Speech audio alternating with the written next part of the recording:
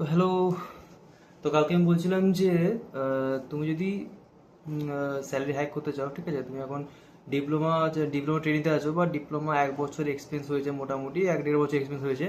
তুমি যদি salary hike 50,000 বা 45,000 করতে চাও তো কীভাবে করবে? তো যেটা বললাম, আমার সিনিয়র সঙ্গে কথা ছিল, সিনিয়র বললো আমাকে যেরকম তুই কোম্পানি চেঞ্জ করতে চাস তো কোম্পানি চেঞ্জ করে তো স্যালারি হাইক হবে, যেটা অবভিয়াস ঠিক। বাট তুমি যদি বড় কোম্পানিতে যাও, বড় কোম্পানিতে স্যালারি হাইক ওই তো 15%, 20%, 20% ওভারঅল স্যালারি করে দেবে। আর যদি মোটামুটি ছোট কোম্পানিতে যাও, ছোট কোম্পানিতে যদি চেনা চেনা হয় বা কারোর থ্রুতে যাও, তাহলে 45,000 এরকম হবে। আমার স্যালারি হচ্ছে 25,000। আমি কথা বললাম তো আমার সিনিয়র বললো যে হ্যাঁ তোর ইজিলি 50,000, 50 না 45,000 এরকম স্যালারি হয়ে যাবে। তো তুই চাইলে চেঞ্জ করতে পারিস, আমি কথা বলে দেবো। তো আমি বললাম যে ঠিক আছে, আমি দেখছি, দেখে জানাচ্ছি যে কী করবো। প্লাস আমাকে এটা বলেছে যে কী করবি ফিগার আউট কর, যেটা আমি তোমাকে বলেছিলাম আগের ভিডিওতে, যে তুমি কি করতে চাও সেটা তুমি ফিগার আউট করো। যে আমার কাছে 5টা অপশনের মধ্যে 3টে অপশন, সরি, তোমার কাছে এই এই পাত আছে, এই পাত মানে 5টা পাত আছে, 5টা পাতের মধ্যে তুমি যে কোনো একটা চুজ করতে হবে। তো সেই চুজ করতে গেলে তো প্রথম ফিগার আউট করতে হবে যে তুমি কি করতে চাইছো বা তুমি কি চাই, আসল তোমার নিডটা কি। যখন তোমার নিড ক্লিয়ার হয়ে যাবে তখন তোমার গোল সেট হয়ে যাবে, হ্যাঁ এটা আমি করতে চাই তো এটা করবো। এবার সেই যেটা তুমি করতে চাইছো 5টার মধ্যে, সেটা করার জন্য কি কি স্টেপ নিতে হবে, সেই স্টেপসগুলো ধীরে ধীরে অটোমেটিক ক্লিয়ার হয়ে যাবে।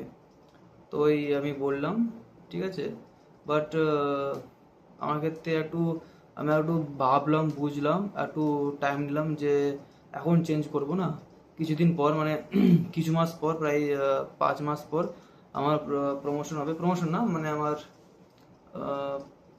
কাইন্ড অফ পার্মানেন্ট হবো। আমি ট্রেনিতে আছি এখন, তো কাইন্ড অফ পার্মানেন্ট হবো। পার্মানেন্ট হলে আমার যে অ্যাসিস্ট্যান্ট ইঞ্জিনিয়ার ট্যাগ আছে, ওই অ্যাসিস্ট্যান্ট ইঞ্জিনিয়ার লোক পাবো। তো অ্যাসিস্ট্যান্ট ইঞ্জিনিয়ার ট্যাগ পাওয়ার পরে 32,000 এরকম স্যালারি হবে এখানে। তো সেই স্যালারি হওয়ার পরে নেক্সট সুইচ করবো, তাহলে একটু স্যালারি হাইক বেশি হবে। তো সেইভাবে আমি এখন ওয়েট করব। আর সেটা সেকেন্ড ভাবছিলাম যে, হ্যাঁ সেকেন্ড বলছিলাম আগের ভিডিওতে যে তুমি যদি বিটেক করতে করতে যদি কোনো জব করতে যাও, গভর্নমেন্ট জব, ঠিক আছে, প্রাইভেট কলেজে তো ইজিলি পেয়ে যাবে, প্রাইভেট কলেজে কোনো প্রবলেম নেই।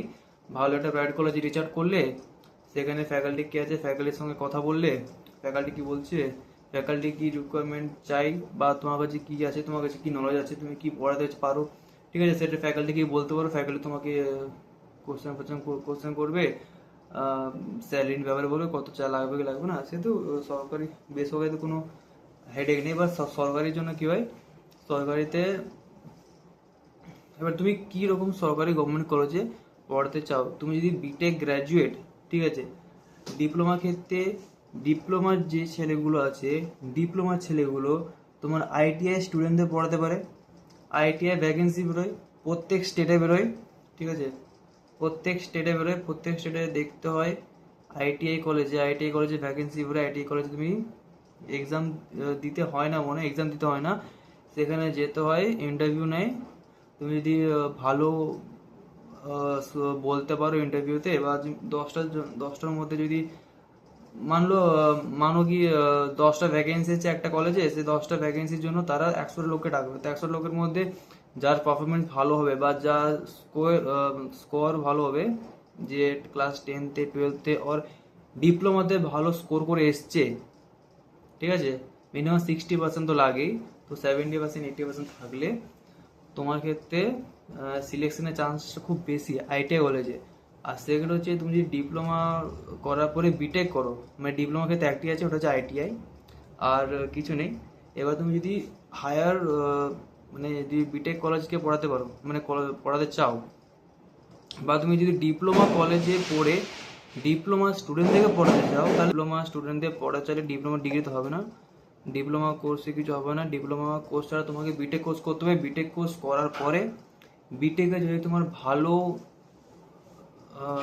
স্কোর হয়, ভালো রেজাল্ট হয়, তো বলছিলাম তুমি যদি ডিপ্লোমা স্টুডেন্টদের পড়াতে চাও, তোমার কাছে ডিপ্লোমা ডিগ্রি আছে, ডিপ্লোমা কোর্সের সার্টিফিকেট আছে, তো ডিপ্লোমা কোর্সে কিছু হবে না, তোমাকে বিটেক করতে হবে। বিটেক করে বিটেকে ভালো স্কোর করতে হবে, মিনিমাম 60,000, মানে 60%, সরি মিনিমাম 60% স্কোর করতে হবে।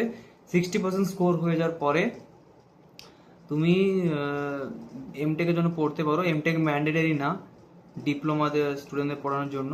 তো তুমি বিটেক করার পরে, বিটেকে ভালো স্কোর করার পরে ভালো ভালো ডিপ্লোমা কলেজে যে ভ্যাকেন্সি বেরোয়, ভ্যাকেন্সি ফিল করতে পারো। ভ্যাকেন্সি ফিল করে কলেজে যাও, রিচ আউট করো, কীরকম কোশ্চেন করছে, ইন্টারভিউ দাও। ইন্টারভিউ দেওয়ার পরে কীরকম কি স্যালারি আসছে। স্যালারি ভালো দেয়। তোমার ডিপ্লোমা কলেজে যদি তুমি পড়াও, তো ডিপ্লোমা কলেজের স্যালারি খুব ভালো দেয়। 50,000, 45,000 থেকে 50,000, ঠিক আছে, এন্ট্রি থেকেই। তো ডিপ্লোমা কলেজে তো বিটেক মিনিমাম লাগবে, বিটেকে হয়ে গেলে হয়ে যাবে। এবার তুমি যদি বিটেক কলেজের স্টুডেন্টদের পড়াতে চাও, তাহলে তোমার কি লাগবে? বিটেক কলেজের স্টুডেন্টদের পড়ানোর জন্য তোমার ফার্স্ট অফ অল এমটেক লাগবে, প্লাস পিএইচডি লাগবে, ঠিক আছে, বা পিএইচডি পারসিউ করেছো সেটা লাগবে। তো মেনলি এটা হলো ইঞ্জিনিয়ারিংদের ক্ষেত্রে, মানে সিভিল, মেকানিক, ইলেকট্রিক্যাল যদি তুমি পড়াতে চাও, মানে অন্য ব্যাকগ্রাউন্ড না, আমি ইঞ্জিনিয়ারিং ব্যাকগ্রাউন্ডে বললাম। এবার তুমি যদি ইঞ্জিনিয়ারিং ব্যাকগ্রাউন্ড ছেড়ে যে প্রাইমারি টিচার হয় না, ক্লাস 1 থেকে 5, 5 থেকে 8, 9, 10, 11, 12, ঠিক আছে, এখানে যদি তুমি পড়াতে চাও, তুমি পড়াতে পারো, ঠিক আছে। তোমার কাছে রুলস আছে, ঠিক আছে, মানে তুমি এক্সাম দিয়ে পড়াতে পারো। তোমার কাছে পাথ আছে। পাথটা কি? তুমি যদি প্রাইমারি স্কুলে পড়াতে চাও 1 থেকে 5, ফার্স্ট অফ অল ডিপ্লোমাতে হবে না। ডিপ্লোমা করার পরে তুমি বিটেক করলে, বিটেকে মিনিমাম 55% থাকতে লাগবে। 55% মিনিমাম থাকতে লাগবে।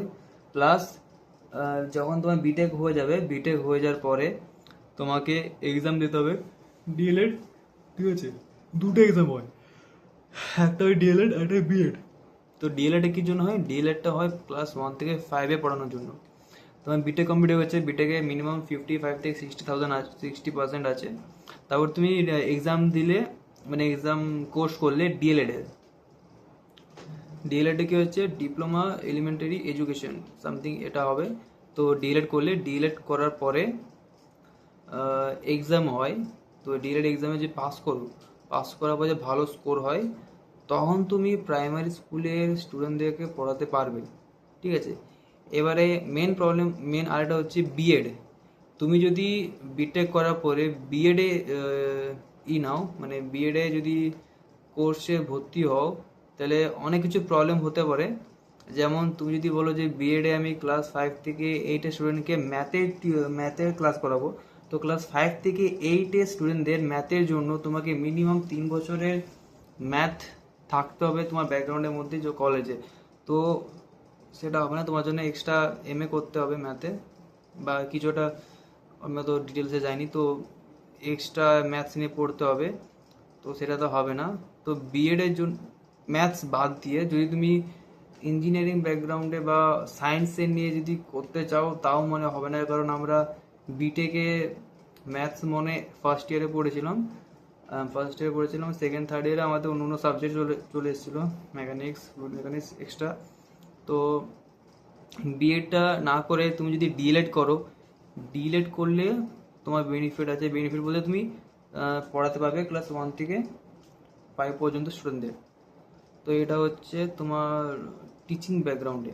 এছাড়াও তোমার টিজিটি হয়, পিজিটি হয়।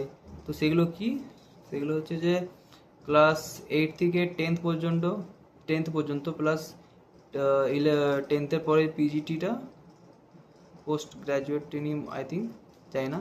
তো 11th 12th-এ তুমি যদি সায়েন্সে স্টুডেন্টদের পড়াতে চাও, ম্যাথস, ফিজিক্স, কেমিস্ট্রি, তো সেগুলো তুমি পড়াতে পারো, কিন্তু সেটার জন্য এমএসসি বা এমএ কিছু একটা করতে হবে ফিজিক্স কেমিস্ট্রির জন্য।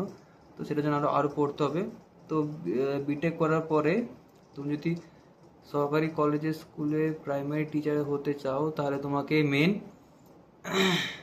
ডিএলএড দিতে হবে। ডিএলএড 2 বছরের কোর্স, ডিএলএড করতে পারো। ডিএলএড করার পরে আরামসে জব করতে পারো, ঠিক আছে। তো আমি এটাও ভাবলাম যে আমি তো ডিএলএড করতে পারি, আমি কি ডিএলএড করবো? ভাবতে ভাবতে মনে হলো যে ডিএলএড তো একটু ডাউন গ্রেডেড, কারণ ইঞ্জিনিয়ারিং থেকে ডিএলএড করে সহকারী টিচারে এটা করা মানে করতে ভালো আর কি। ভালো বলতে ফার্স্ট অফ অল হচ্ছে বেনিফিট, তুমি বাড়ির কাছে থাকতে পারবে, বাড়িতে ফ্যামিলিকে টাইম দিতে পারবে, বাড়িতে স্টুডেন্টদেরকে পড়াতে পারবে, ঠিক আছে, মানে ফ্যামিলির কাছাকাছি থাকবে, তোমার বেশি দূরে কিছু ট্রান্সফার হবে না যদি তুমি স্টেটের মধ্যে এক্সাম দাও। আর স্যালারি ভালো মোটামুটি। আর ফার্স্ট থার্ড হচ্ছে সরকারি চাকরি, হয় সরকারি চাকরি কে ছাড়তে পারে, সরকারি চাকরি সবাই দেখছে। বাট আমি ভাবছিলাম যে প্রিপারেশন নেবো এসএসসি জেই, ঠিক আছে, এসএসসি জেই প্রিপারেশন নেবো, আর গেটটা গেট দিতে চাই। তো এই ভাবতে ভাবতে ভাবলাম ঠিক আছে একবার এসএসসি যেই এক্সাম দেওয়া যাক, দেওয়া তো কোনো প্রবলেম তো নেই, আর গেটে প্রিপারেশনও নেওয়া যাক। তো প্রিপারেশন নিতে আর এসএসসি যে প্রিপারেশন নেব প্লাস যে গেট এক্সাম দেবো, তো সেটার জন্য কি কি করতে হবে এটা আমি দেখবো। কারণ আমি ফার্স্ট টাইম না, মানে এসএসসি যেই ফার্স্ট টাইম দিইনি, আগে ফার্স্ট টাইম দেবো। তো দিলে কীরকম প্রিপারেশন করতে হবে, কি কোর্স পারসিউ করতে হবে, কীভাবে পড়তে হবে, কি সাবজেক্টের উপরে মেন ফোকাস করতে হবে, কত পার্সেন্ট আনলে এসএসসি যেই ক্লিয়ার হবে, এবং কতটা কি কম্পিটিশন লেভেল আছে এসএসসি যেইতে, সেটা ফিগার আউট করবো। ফিগার আউট করে পরে তোমাকে জানাবো নেক্সট ভিডিওতে যে এসএসসি যেই করতে গেলে তোমার মেনলি কি কি রোড ম্যাপ হতে পারে, মেনলি কি রোড ম্যাপ হবে, এবং তুমি এসএসসি যেই সঙ্গে সঙ্গে যদি গেট দিতে চাও তো গেট তুমি কিভাবে দেবে, ঠিক আছে। তো okay, nice to meet you, bye, will meet in next video, ঠিক আছে, বাই বাই।